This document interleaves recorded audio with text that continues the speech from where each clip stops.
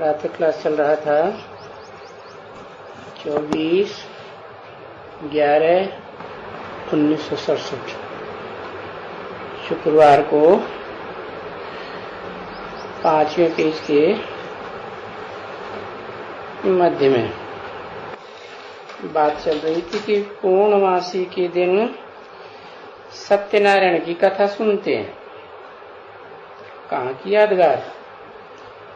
संगम युग की यादगार है कि चंद्रमा जब संपूर्ण होता है तो कथा प्रत्यक्ष होती है कि सत्यनारायण कौन है, क्या है, कब हुआ। परंतु भक्ति मार्ग वालों को तो कुछ भी अभी मालूम नहीं। वो ये भी नहीं जानते हैं कि हम नारायण बन जाएंगे। कहते हैं कि तो हो ही नहीं सकता। तो वो तो झूठी कथा हो गई। और वैसे ही अमरनाथ की कथा, अरे भाई अमरनाथ की कथा कौन सी है जो तुम सुनाते हो? अमर देवताओं को कहा जाता है? क्यों कहा जाता है? क्योंकि मरना और जीना तो शरीर का होता है ना, और वो तो देहभान में रहते ही नहीं। देह की याद होती है? होती नहीं। तो मरने की बात ही नहीं। अब देखो कोई प्रश्न पूछने वाला तो होता ही नहीं है।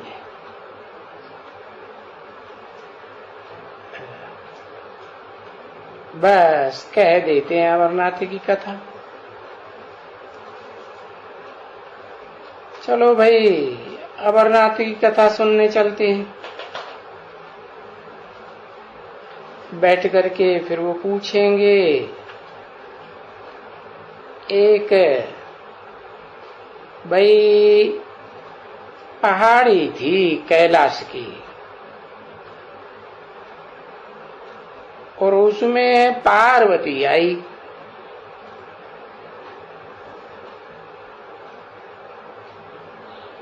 और फिर उसमें शंकर भी आया।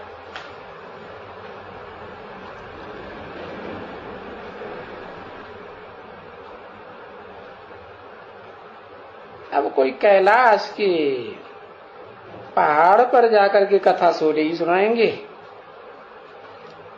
है ये तो ऊंची स्टेज की बात है। आत्मा जब ऊंची स्टेज में उड़ती है तो गहरा गहरा मनन चिंतन मंथन चलता है, नई नई बात निकलती है। तो जब एकदम ऊंची स्टेज होती है तो बताते हैं कि पार्वती आई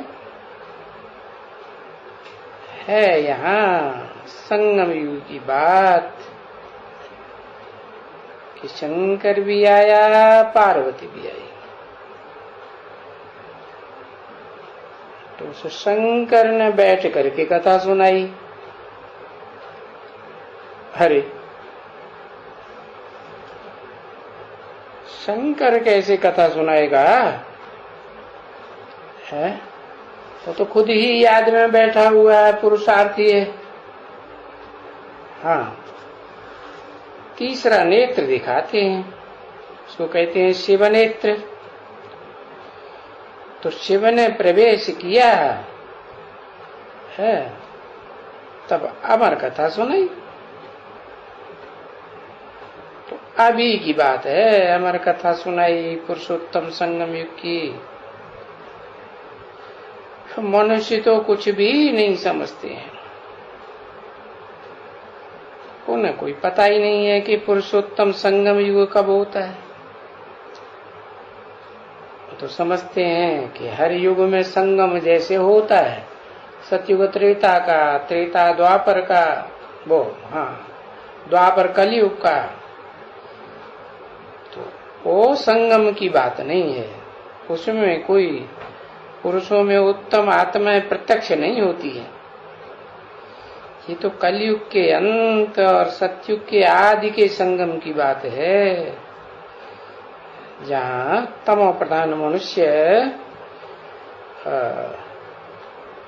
ऊंची स्टेज का पुरुषार्थ करते हैं, तो पुरुषार्थ की संपूर्णता पर मनुष्य से देवता बनते हैं, अमर बनते हैं।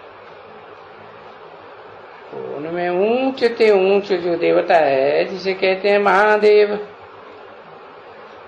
उसके द्वारा कथा सुनाई।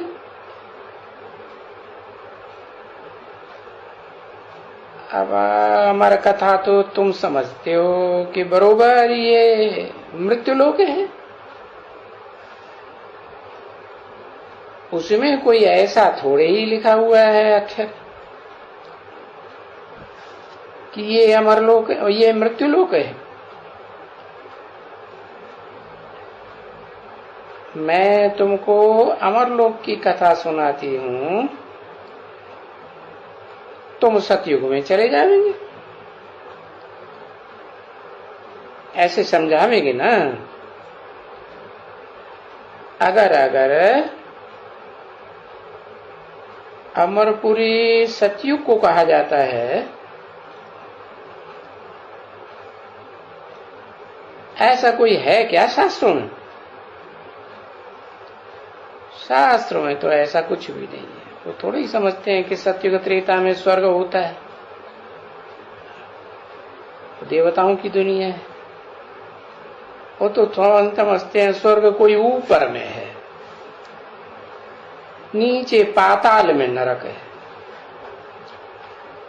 और ये पृथ्वी लोक है, मृत्यु लोक, ऐसे समझते हैं। तो देखो, ये कोई शास्त्रों में नहीं है कि अमरपुरी सतयुग को कहा जाता है। अमर कथा सुनाए के अमरपुरी स्थापन करते हैं।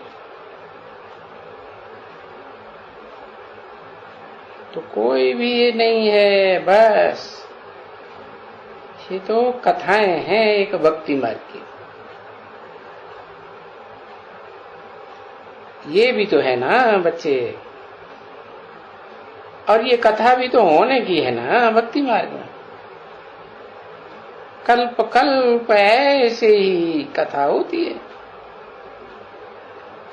ऐसे नहीं कि फिर नहीं होगी। कल आधा कल्प में यही कथाएं सुनते आए,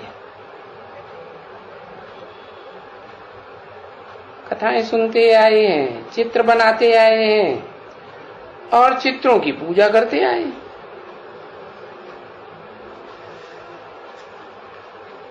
अब ये तो किसी को मालूम नहीं है कि जिस शंकर के, महादेव के चित्र की पूजा करते हैं, उसमें कोई विचित्र आता है। ये तो अभी बच्चों को स्मृति आई है। क्या चित्र किसे कहा जाता है, विचित्र किसे कहा जाता है? चित्र कहा जाता है हाँ साकारी स्वरूप को, और विचित्र भी माने विपरीत। जो चित्र के विपरीत हो वो हुआ क्या? निराकार। निराकार का कोई चित्र निकलेगा नहीं। आत्मा भी निराकार, तो आत्मा का कोई चित्र निकलता है? कोई खींच सकता है फोटो? नहीं। ऐसे ही आत्माओं का जो बाप है वो विचित्र है। वो विचित्र बाप चित्र में प्रवेश करते हैं। ये तुमको स्मृति आ गई तो बरोबर अब हम वाम मार्ग में जाते हैं, तब ये व्यभिचारी याद होती है। पहले अब व्यभिचारी, फिर बाद में व्यभिचारी। ऊंचे से ऊंचा भगवान, उनके चित्र निकलते हैं पहले पहले। कौन सा चित्र है? कौन से मंदिर में? सोमनाथ के मंदिर में वो ऊंचे से ऊंचे भगवान का ऊंचे से ऊंचा चित्र ज्योतिर्लिंगम दिखाते हैं। क्या लिंगम भी? लिंग साकार होता है निराकार होता है? लिंग तो बड़ा रूप होता है। और ज्योति भी, ज्योति निराकार होती है या साकार होती है? ज्योति तो निराकार होती है। तो वहां दिखाया सोमनाथ मंदिर में असली रूप कि वो लिंगधारी का लिंग रूप, वो तो शरीर के रूप में ही दिखाएंगे। और उसमें वो आत्मा जो पहले तमो प्रधान थी है, तमो प्रधान माने ऐसी पत्थर, पत्थर की यादगार दिखाते हैं लिंग की। हाँ, पत्थर बुद्धि थी। बाद में याद का पुरुषार्थ करते करते, चित्र में विचित्र को याद करते करते क्या हुआ? वो भी निराकारी स्टेज में स्थिर हो गई। जैसे देवताएं होते हैं सतयुग में, त्रेता में, अमरपुरी में निराकारी स्टेज में होती है ना, कि देह को याद करते हैं, साकार को नहीं। तो द्वापर के आदि में वो अव्यभिचारी याद करने के लिए वो चित्र निकालेंगे, उनकी पूजा करनी चाहिए, होनी चाहिए। सो बरोबर द्वापर के आदि में जब भक्ति मार्ग सतो प्रधान होता है तब पूजा होती है।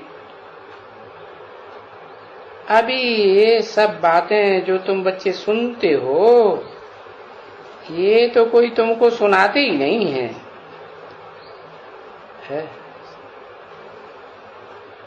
ये वो जो सच्ची सच्ची, फिर भी जाओ तो अमर कथा तुमको बैठ करके वो ही सुनाएंगे, झूठ की झूठ। नहीं तो है तो झूठ ही ना। और कैलाश पर्वत तो वो यहाँ है कैलाश पर्वत माने है यहाँ कितनी लाशें, अनगिनत लाश है। कैसे? आत्मा उड़ गई ऊपर, मन बुद्धि रूपी आत्मा बाप की याद में ऊपर उड़ गई तो शरीर क्या हो गया? लाश हो गया। तो यहाँ है कैलाश पर्वत। ऐसी आत्मा की जब ऊंची स्टेज बनती है, एक की नहीं, एक की या बहुतों की? बहुतों की बनती है। तो ये हुआ कैलाश पर्वत, यहाँ है वो। और वो तो रहते ही हैं कैलाश पर्वत की ऊंची स्टेज पर। ऐसे कहते हैं सूक्ष्म वतन में अमरनाथ और शंकर रहते हैं सूक्ष्म वतन में। तो क्या ये सूक्ष्म वतन में है? ये जो अमरनाथ पर जाते हैं या कश्मीर के आगे जाते हैं, वो अमरनाथ की गुफा की ओर, तो वो तो सूक्ष्म वतन वहां तो है ही नहीं। सूक्ष्म वतन पर कोई पहाड़ वहाड़ होते हैं क्या? नहीं। फिर वो क्या है?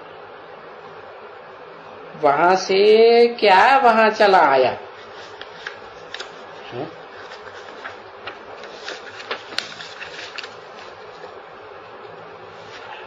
कथा सुनाने के लिए। क्या एक कोई कथा सुनाई होगी? है? भक्ति मार्ग में तो कथा सुनाते हैं तो ढेर के ढेर इकट्ठे हो जाते हैं कि एक कोई कथा सुनाते हैं।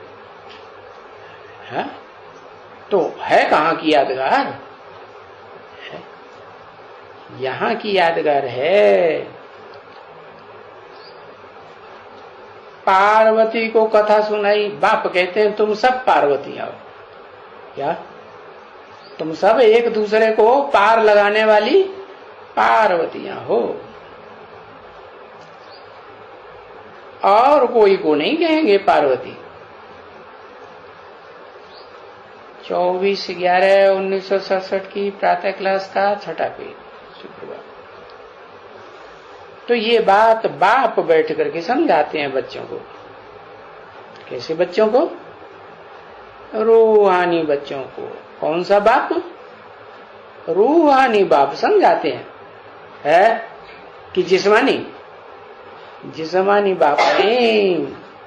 जिस्मानी बाप में तो वो रूहानी बाप प्रवेश करके समझाते हैं। तो बच्चों को समझाते हैं कि बच्चे तुम सब पार्वतियां हो। तुम सब कौन? जो सन्मुख बैठ करके सुनती हो ना तुम आत्मा, तो सब पार्वतियां हो। सारे संसार को पार लगाने वाली। तुमको देखो, वो पार्वती तो वो कोई कैलाशपुरी में नहीं थी ना। पार्वती जैसे गंगा पतित पावनी कहते हैं ना, गंगा पतितों को पावन बनाने वाली। बस। तो क्या सिर्फ गंगा ही पतित पावनी कहते हैं? है? दूसरी नदियों में जाते हैं स्नान करने तो उनको पतित पावनी नहीं कहते। अरे भारत की नदियों को तो पतित पावनी सभी को कहते हैं ना। हर नदियों पर स्नान करते हैं तो स्नान माने क्या है? स्नान से वो तो देह साफ करते हैं, शरीर की शुद्धि होती है। कोई आत्मा की शुद्धि होती है क्या? तो अब तुम जानते हो कि वो पानी की नदियों पर स्नान नहीं करते हैं। तुम बच्चे पावन बनने के लिए और भी सभी नदियों पर स्नान करते हैं। भक्ति मार्ग में तो करते हैं ना। है? हाँ। तो सिर्फ पार्वती थोड़ी ही होगी। है? नहीं, और भी तो जो पार्वतियां होंगी पार लगाने वाली, कथा सुनती होंगी ना। अभी कथा कहाँ सुनती हैं? अभी फिर शास्त्रों में तो ऐसी ऐसी बातें जो बिल्कुल न विश्वास आवे उनके ऊपर, और वो विश्वास करते हैं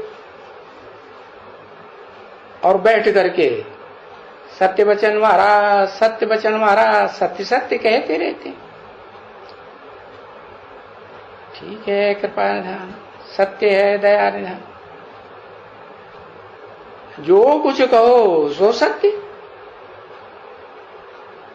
तो बाप आकर के इस बात को समझाते हैं कि बच्ची,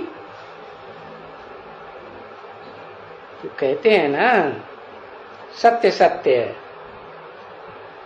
तो जरूर सत्य बाप आया है सतयुग की स्थापना करने,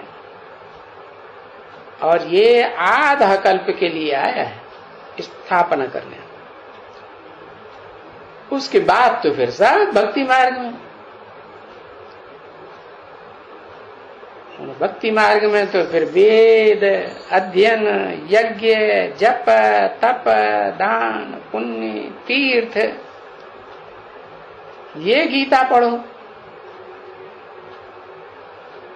बाप कहते हैं इन सब पढ़ने से मेरे को कोई भी आकर के प्राप्त नहीं कर सकते, क्योंकि वो कहते हैं कि हम ये पढ़ने से हम भगवान के पास पहुंचेंगे जाकर के। समझते हैं ये सब भगवान के पास पहुंचने के रास्ते हैं। क्या है? वेद, शास्त्र, अध्ययन, यज्ञ, तप, दान, पुण्य आदि ये सब अलग अलग रास्ते हैं। अरे तो क्या भगवान कोई पहाड़ की चोटी है जो चारों तरफ से चढ़ जाओ, ऐसे है? कहते हैं रास्ते हैं भगवान से मिलने के लिए। और बाप आकर के कहते हैं नहीं बच्चे, ये तो सब भक्ति मार्ग है, दुर्गति मार्ग, ये नीचे गिरने का मार्ग है। अगर सीढ़ी न बनावें तो मनुष्य को बुद्धि में ठीक नहीं बैठेगा। तो देखो उसी के लिए भी अभी सीढ़ी बनाकर दिखलाई है कि देखो है, अभी उतरती कला होती है या चढ़ती कला होती है? शास्त्रों में तो लिखा हुआ है सतयुग में 16 कला संपूर्ण होती हैं देवताएं, त्रेता में 14 कला होती हैं, द्वापर में 8 कलाएं रह जाती हैं और कलयुग में कला ही। तो अभी उतरती कला हुई, कलयुग है या सतयुग है? क्या कहेंगे? कलयुग है, उतरती कला हुई ना। चढ़ती कला और उतरती कला है। तो सीढ़ी दिखाई है। आत्मा ऊंची स्टेज में चढ़ती है। ऊंची स्टेज माने खुशी की स्टेज, सुख की स्टेज है या दुख की स्टेज है? रोने पीटने चिल्लाने की स्टेज? हाँ, तो कहेंगे चढ़ती कला खुशी की स्टेज, और उतरती कला तो दुख की स्टेज, रोते हैं पीटते हैं। तो देखो चढ़ती कला को कहा जाता है नई दुनिया।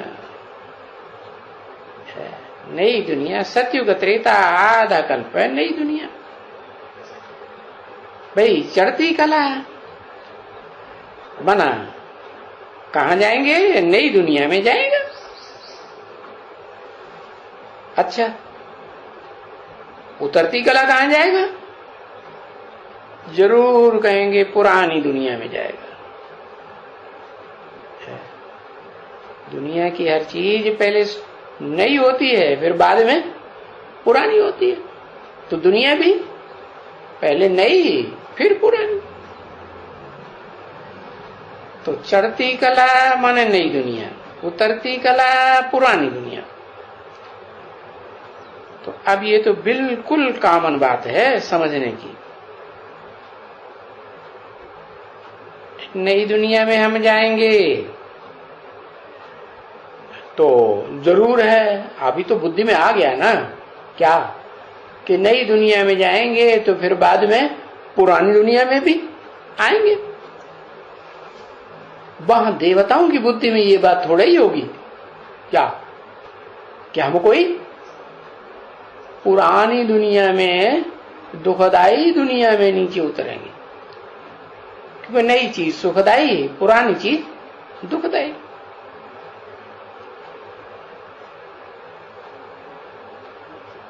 तो पुनर्जन्म तो लेना ही पड़ता है। तो बताओ पुनर्जन्म कहां लेंगे? क्या आत्मलोक में लेंगे? वहां तो जन्म मरण की बात ही नहीं। जन्म मरण तो शरीर के साथ होता है कि बिना शरीर की आत्मा का जन्म मरण कहा जाता है। तो इस दुनिया की बात है, जिस दुनिया में चढ़ती कला भी और उतरती कला भी। तो यहां की बात है पुनर्जन्म। नई दुनिया से लेकर के पुरानी दुनिया तक तो पुनर्जन्म, पुनः पुनः बार बार जन्म लेते ही आए हैं, लेते ही आएंगे। तो ये सभी बातें तो और दुनिया में किसी को नहीं मालूम है।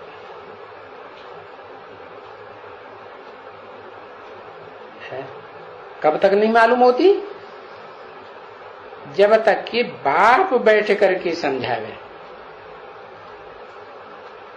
बैठ करके क्यों कहा? हाँ, जरूर कोई तन में प्रवेश करके, वो भी मुकर्रर रथ में प्रवेश करके समझावे तो समझ में आवेगा। कोई को जल्दी, कोई को देर में, नंबरवार तो होते ही हैं। तो उनमें एक भी बात कोई के भी बुद्धि में नहीं है भक्ति मार्ग वालों में, क्योंकि वो है ही भक्ति मार्ग आधा कल, माना द्वापर और कलयुग में। और ये है तुम्हारा ज्ञान मार्ग है। भक्ति मार्ग क्यों हुआ वो? क्योंकि अनेकों से वेद शास्त्र बनाए जाते हैं। ज्ञान सुनाने वाले अनेक होते हैं कि एक का ज्ञान होता है। अनेकों तुंडे तुंडे मतर भिन्न अपनी भांति भांति की बातें सुनाते रहते हैं। और ये है ज्ञान मार्ग। ज्ञान मार्ग में तो ज्ञान एक से आता है। तो जब ज्ञान मार्ग बाप ने समझाया तो कहेंगे ज्ञान मार्ग जिंदाबाद और भक्ति मार्ग मुर्दाबाद। जब ये ज्ञान मार्ग जिंदाबाद हो जाएगा है, सभी ज्ञान में नंबरवार पुरुषार्थ अनुसार पढ़ करके, क्योंकि पढ़ाई में भी तो देखते हो ना है, डिफिकल्टी है पढ़ाई में। ये कोई सबके लिए महासी का घर थोड़े ही है?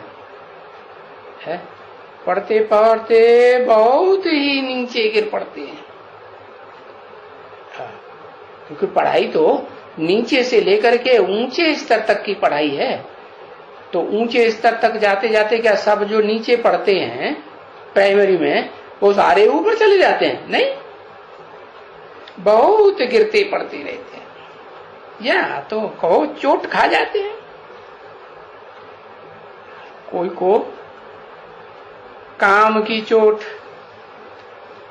या ये देह अभिमान की चोट।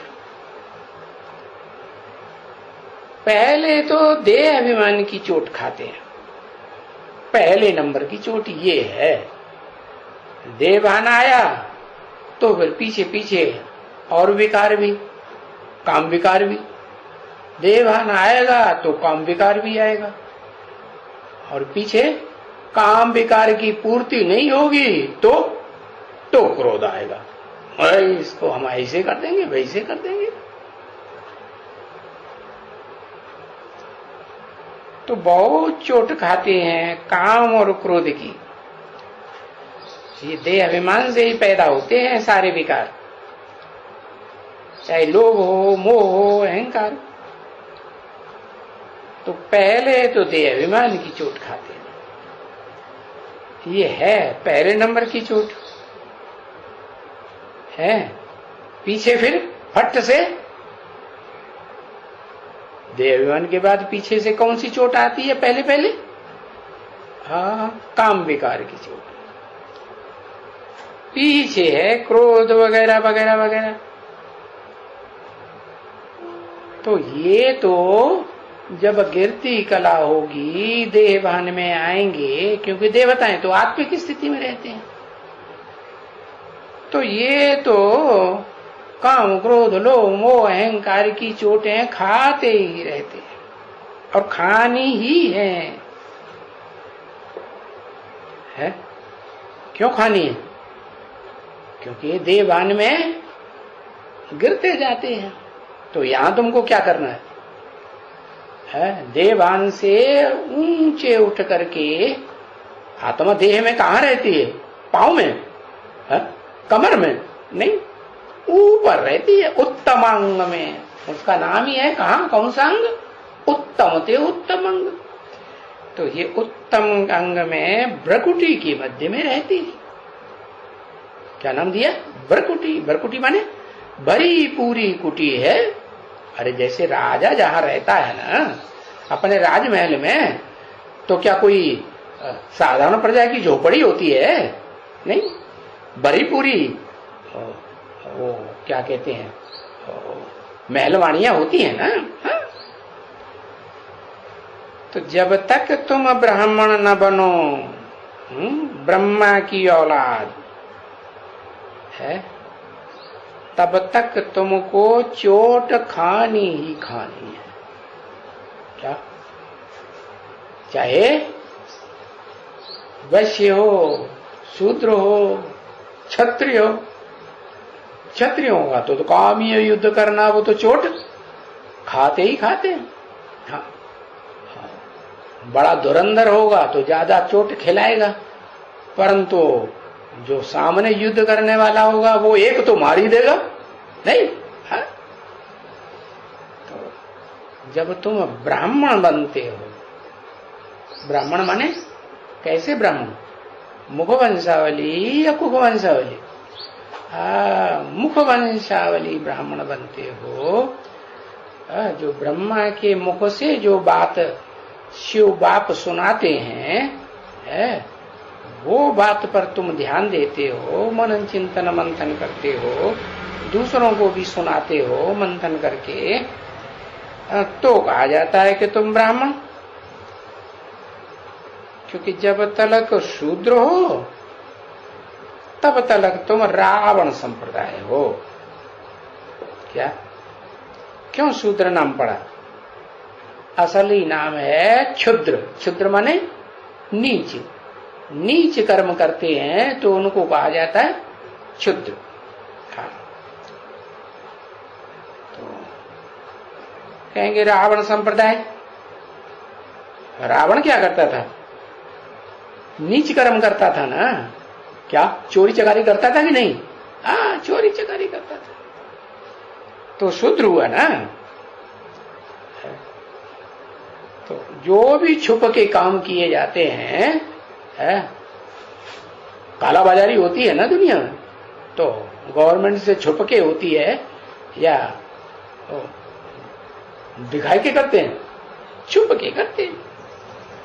तो शूद्र होते हैं तो कहेंगे रावण संप्रदाय। तो वो तो देखो बाप ने भी कहा है, भी क्यों लगाई दिया? अरे तुलसीदास ने भी कहा, इसी कलयुगी दुनिया में कह दिया 300-400 वर्ष पहले, भय वर्ण संकर सब है। वर्ण संकर माने क्या हो गई? वर्णों में जो ब्राह्मण वर्ण, क्षत्रिय वर्ण, वैश्य वर्ण, शूद्र वर्ण, इनमें संकरण हो गया। सब ब्राह्मण जो बंगियों से मिल गए। बंगी किससे मिल गए? क्षत्रियों से मिल गए, ब्राह्मणों से मिल गए। कोई अब ब्राह्मण तो पक्का रहा ही नहीं, सब शूद्र हो गए। तो बाप ने भी कहा है ना, तुम सभी आसुरी संप्रदाय बन गए है। अभी इस समय में तुम क्या बने हो? अभी ब्रह्मा की औलाद, मुख वंशावली, ईश्वरी संप्रदाय बने हो। इस समय में सच्चे ईश्वर की संप्रदाय। क्या? और तो दुनिया में कहते हैं कि भाई हम सब ईश्वर की संतान हैं। अरे जब ईश्वर सबका बाप है तो सब भाई भाई होने चाहिए ना। है? भाईचारा होना चाहिए, वो तो है ही नहीं। तो अभी तुम सच्चे सच्चे ईश्वर की संप्रदाय बनते हो, तो जब बनते हो तो क्या करेंगे? है ईश्वरीय संप्रदाय यहां बनते हो, ब्राह्मण संप्रदाय बनते हो, ब्रह्म की औलाद, तो फिर वो दैवी संप्रदाय बनते हो। क्या? कब? सतयुग में नई दुनिया में दैवी संप्रदाय बनेंगे। जो कौन सा जन्म उत्तम का ठहरा वहां है? तो जो पहला पहला जन्म होगा ना, वो तो उत्तम ही होगा ना। और वो शुरू कहां से होता है? इस पुरुषोत्तम संगम युग से ही शुरू होता है ना, तो वो उत्तम ते उत्तम ठहरा। तो यही ठहरा ना बच्चे, इसलिए इसको ही कहा जाता है दुर्लभ जीवन है। भक्ति मार्ग में भी कहते हैं है कि मनुष्य जन्म बड़ा दुर्लभ। परंतु वो तो ये समझते हैं कि 84 लाख योनियों में मनुष्य आत्मा भ्रमण करने के बाद फिर एक जन्म मनुष्य का लेती है। अरे मनुष्य तो कहा जाता है मनु की औलाद को।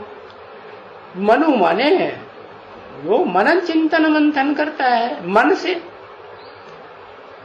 तो वो अव्वल नंबर मनन चिंतन मंथन करने वाले की जो औलाद बने, मनु की औलाद मनुष्य बने, ब्रह्मा की औलाद ब्राह्मण बने, विष्णु की औलाद वैष्णव। तो ऐसे ही मनु की औलाद मनुष्य कहे गए। तो ये तुम्हारा अंतिम दुर्लभ जीवन है। दुर्लभ माने और किसी जन्म में इसका प्राप्ति लाभ नहीं होता है। 84 जन्मों में कभी कभी लाभ हुआ नहीं, न सतयुग में, न त्रेता में, न स्वर्ग में, न इस नरक में। इस आखिरी जन्म में जब बाप आकर के जिस तन में प्रवेश करते हैं, मुकर्रर रथ में या टेम्परेरी रथ में, तब कहा जाता है कि तुम ब्राह्मण की संतान बन रहे हो, ब्रह्मा की औलाद बन रहे हो ब्राह्मण। तो दुर्लभ जीवन है। और संगम पुरुषोत्तम संगम युग पर है। ऐसे नहीं साधारण संगम युग और युगों का संगम होता है, नहीं। पुरुषों में उत्तम, जहां पुरुषों में आत्माओं में उत्तम ते उत्तम नंबरवार आत्माएं प्रत्यक्ष होती जाती है। कितनी है? कितनी आत्माएं प्रत्यक्ष होती जाती है?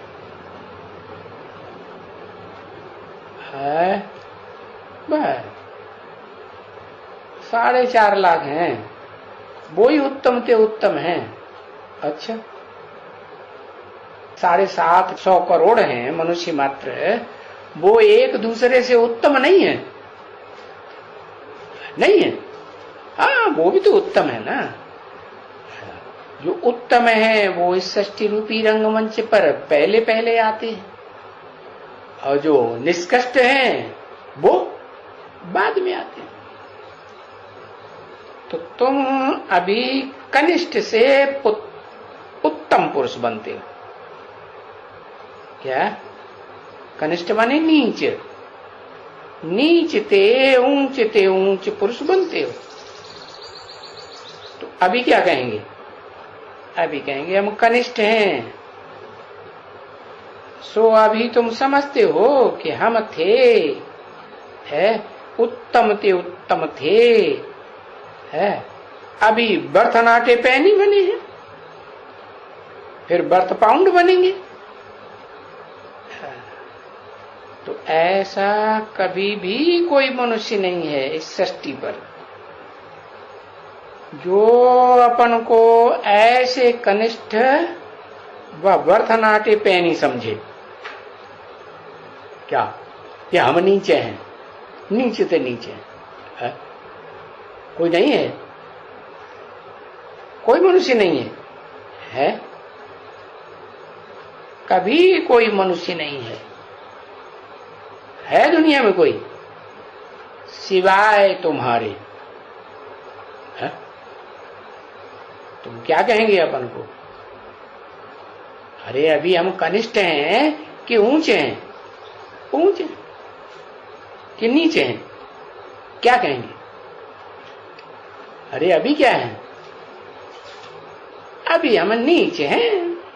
हाँ, फिर 1 सेकंड में गाई हुई है जीवन मुक्ति।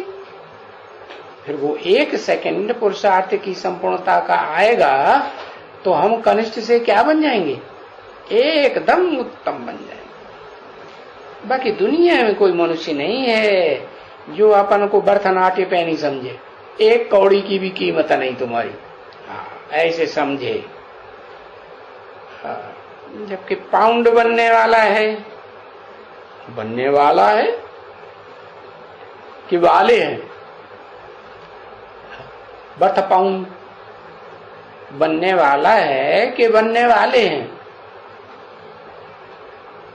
बर्थ पाउंड जयंती किसकी बताई है? शिव की नहीं, शिव बाबा की जयंती। शिव तो जन्म मरण के चक्कर में आता ही नहीं है। हाँ, शिव साकार शरीर में प्रवेश करता है तो ढेर सारे संबंध बनते हैं, उनमें बाबा ग्रैंडफादर भी बनता है। तो अभी तुम भरतनाट्य पहनी अपन को समझते हो, जबकि ये भी जानते हो कि इसी पुरुषोत्तम संगम युग में बर्थ पाउंड बनने वाला है। कौन बनने वाला है? माने एक पहले कि अनेक? एक साथ एक बनने वाला है बर्थ पाउंड। क्योंकि और सबकी जयंती तो बता ही दिया ना। एक शिव बाबा की जयंती है बर्थ पाउंड और सबकी जयंती है क्या? भरतनाट्य पैनी। ऐसे बताया। तो जब अब पाउंड कोई नहीं बनने वाला है तो फिर अपन को क्या समझेंगे? है?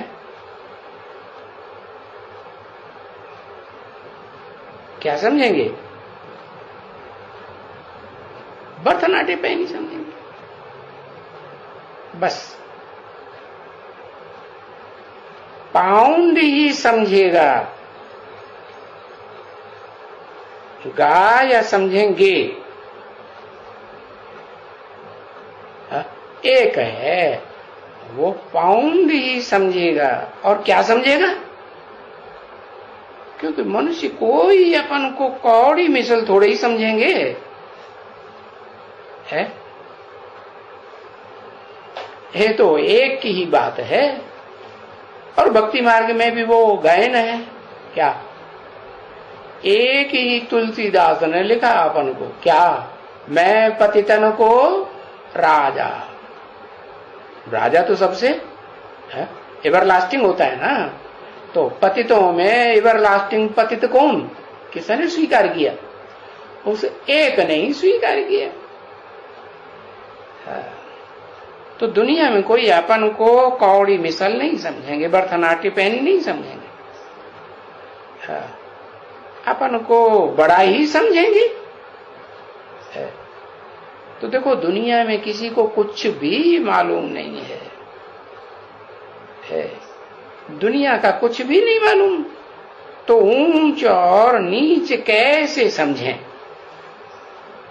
है? अभी तुम बच्चे समझते हो कि हम कल नीच थे, है? अभी हम ऊंच बन रहे हैं। ये तुम बच्चे समझते हो। दुनिया वाले कोई थोड़ा ही समझते हैं, न नीच समझते हैं न समझते हैं कि हम ऊंच बनते हैं, बनने वाले। बाप भी कहते हैं, है? क्या भी क्यों लगाई दिया है? तुम भी कहते हो बाप भी कहते हैं, बाप कहते हैं कि तुम कल तुच्छ बुद्धि थे, अभी तुम स्वच्छ बुद्धि बन रहे। क्या सबसे बड़ी से बड़ी नियामत क्या है? कहते हैं 1000 बुद्धि, 1000 नियामत। क्या? बुद्धि। बुद्धि सालिम है तो सब सालिम, क्योंकि बुद्धि सालिम है तो मन को कंट्रोल कर लेगी, है।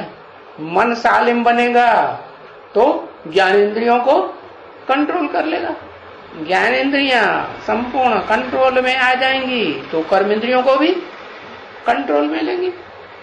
बताया अभी तुम स्वच्छ बुद्धि बन रहे हो, ये 1000 नियामत बाप से ले रहे हो। कैसे? कैसे ले रहे हो? है? कैसे ले रहे हो? अरे पढ़ाई पढ़ करके ले रहे हो, हाँ वो तो ठीक है। एक की पढ़ाई पढ़ेंगे तो तुम्हारी बुद्धि शुद्ध बनेगी, और अनेकों की बात सुनते रहेंगे, समझते रहेंगे, मानते रहेंगे तो बुद्धि कैसी बनेगी? भ्रष्ट बुद्धि बनेगी। तो स्वच्छ बुद्धि तुम बन रहे हो। कल तुम बिल्कुल ही बेसमझ थे। क्यों? क्योंकि अनेकों की बातें सुनते थे, समझते थे, धारण करते थे, और अभी तो तुम एक से सुनते हो, एक से समझते हो, एक की बातों को धारण करते हो। तो अभी तुम बिल्कुल ही समझदार बन गए। क्या? बिल्कुल ही कैसे? जब एक से ही सुनते हो, एक से ही समझते हो, एक का ही संग करते हो, एक को ही याद करते हो, तो तुम समझदार बन गए। तो बताओ समझदार बाबा कैसे है? ये देखो, ये एम ऑब्जेक्ट है तुम्हारी, है क्या? क्या एम ऑब्जेक्ट है? नर से नारायण बनना और नारी से लक्ष्मी बनना, ये है तुम्हारी एम ऑब्जेक्ट। अभी ये एम ऑब्जेक्ट कभी भक्ति मार्ग में, कभी भी तुमको कोई भी साधु संत महात्मा कहेंगे कि ये तुम्हारी एम ऑब्जेक्ट है, ऐसे कहेंगे? है? वो जब सत्यनारायण की कथा सुनाने बैठते हैं तब ये सामने चित्र रखते हैं, जैसे अभी तुम्हारे सामने ये चित्र रखते हैं। भक्ति मार्ग में जड़ चित्रों को रखते हैं, और ज्ञान मार्ग में बाप को किसको तुम्हारे सामने रखते हैं? किसको फॉलो करेंगे? कहते हैं ना फॉलो फादर। तो फादर सारी दुनिया का फादर, एवरलास्टिंग, एक सबका बाप है, कोई की नहीं है। उसकी पहचान तुमको देते हैं या नहीं देते हैं? देते हैं। तो चित्र तुम्हारे सामने है, ये है तुम्हारी एम ऑब्जेक्ट है। वो दुनिया में तो कोई भी नहीं, कभी भी नहीं समझावेंगे कि ये है तुम्हारी एम ऑब्जेक्ट। तो बाप आकर के तुमको ये एम ऑब्जेक्ट का चित्र रख देते हैं। क्या? कौन सा चित्र रख देते हैं? एक चित्र रख देते हैं कि 2-4 चित्र, अनेक चित्र रख देते हैं? है? कौन सा चित्र? लक्ष्मी नारायण, ये तो 2 हो गए, एक कहां हुआ? है? 2 है कि 1 है? झूठ बोलते? 1 है, लक्ष्मी नारायण 1 है। अच्छा, कोई कहेगा लक्ष्मी नारायण 1 है? 1 कैसे? 2 अलग अलग पर्सनालिटी हैं, ये 1 है?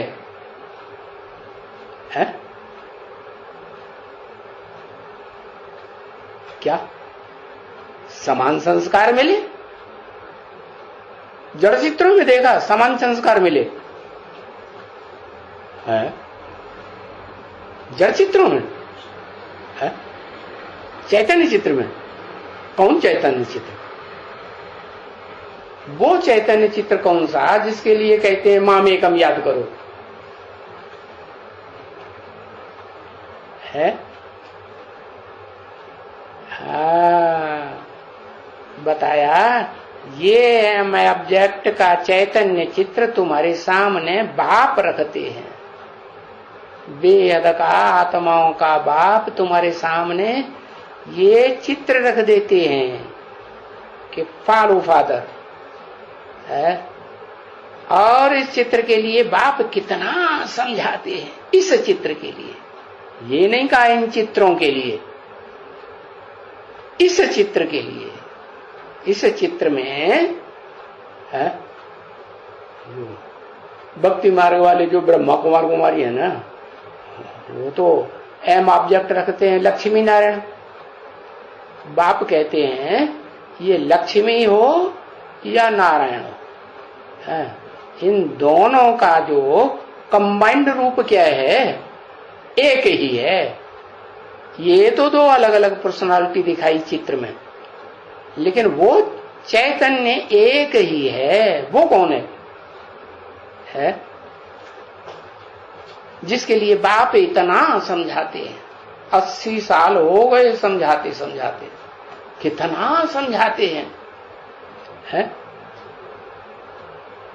कहेंगे क्या शुभ चित्र, क्या उसका चित्र क्या है? शिव बाबा, अरे चित्र माने फोटो खींचा जाए उसका। चित्र का फोटो खींचा जा सकता है कि नहीं, कि विचित्र का? हाँ, अरे इस चित्र के लिए कितना समझाते हैं बच्चों को कि बच्चे ये चित्र तो तुम्हारे पास ये घड़ी घड़ी रहना चाहिए। शिव शंकर ये दोनों, शिव शंकर अलग अलग हैं कि एक है?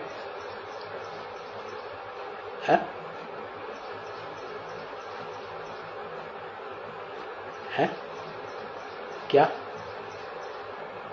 पर्सनालिटी एक है? शिव की पर्सनालिटी,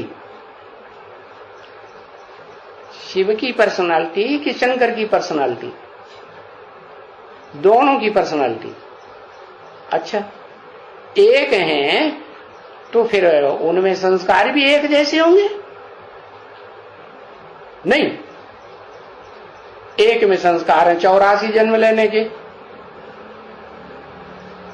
उसको कहते हैं जगत पिता शंकर, और एक में संस्कार हैं तो कोई जन्म ही नहीं लेता, अजन्म अकर्ता अगर्व, तो एक संस्कार हुए। अरे तो ऐसे ऐसे करने लगा है? बताओ,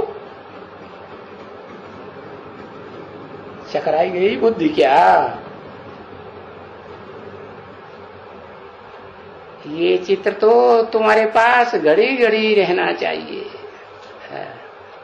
यहां बैज में भी ये चित्र है, समझा ना?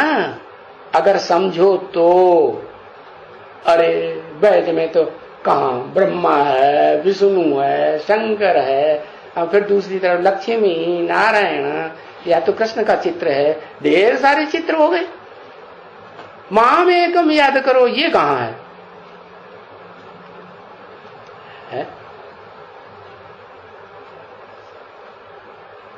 अरे अंदर नहीं तो भला पॉकेट,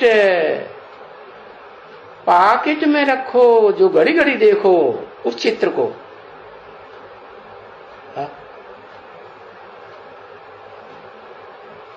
भक्ति मार्ग में स्थूल पॉकेट समझेंगे।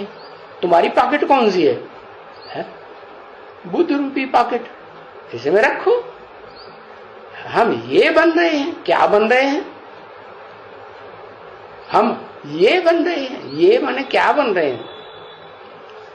है? आदमी बन रहे हैं कि औरत बन रहे हैं? लक्ष्मी बन रहे हैं कि नारायण बन रहे हैं? ऐसे ऐसे कर रहा है? नारायण बन रहे हैं, लक्ष्मी नहीं। अभी तो पहले दोनों संस्कार मिलकर के एक हो जाते हैं तो एक है। अरे जो एक बताया वो है एवरलास्टिंग, जिसके लिए बताया ज्योतिर्लिंगम। क्या सोमनाथ के मंदिर की बात हो रही थी ना? वहां क्या था? भक्ति मार्ग में जब सत्व प्रधान थे तब किसकी पूजा करते थे? असली यादगार की पूजा करते थे कि नकली की पूजा करते थे? आज कलयुग में तो पत्थर के लिंग की पूजा करते हैं। उसमें तो ज्योति बिंदु ज्योति नहीं दिखाते। दिखाते हैं? नहीं। तो बताया कि ये बन रहे हैं। क्या बन रहे हैं? हम ये बन रहे हैं माना जैसे ज्योति का लिंग दिखाया है, ज्योतिर्लिंगम दिखाया यादगार, ऐसे हम भी क्या बन रहे हैं? आत्मा ज्योति बन रही है और शरीर क्या बनेगा? है? हमारे रोम रोम में क्या समा जाएगा? ज्ञान की रोशनी समा जाएगी कि नहीं? समा जाएगी। तो ज्ञान की रोशनी जब शरीर में समा जाएगी तो हम भी बाप समान बनेंगे या नहीं बनेंगे? तो बताया कि तुम सब मन मना भव का मतलब तो समझ गए ना। मेरे मन में समा जा। तुम्हारे जो सारे संकल्पों का दुनिया भर का घमासान है, वो सारे संकल्प किस में समा जाएंगे? एक शिव ज्योति बिंदु में समा जाए। कौन सा शिव? निराकार में। वही शरीरधारी में, जो शरीरधारी होते हुए भी शरीर की स्मृति से परे चला जाएगा। शरीर होगा कि नहीं होगा? शरीर होगा लेकिन शरीर की स्मृति से परे चला जाएगा। तो ये तुम्हारा एम ऑब्जेक्ट है या नहीं है? ऐसा ही बनना है कि नहीं बनना है? ऐसा ही बन रहे हैं।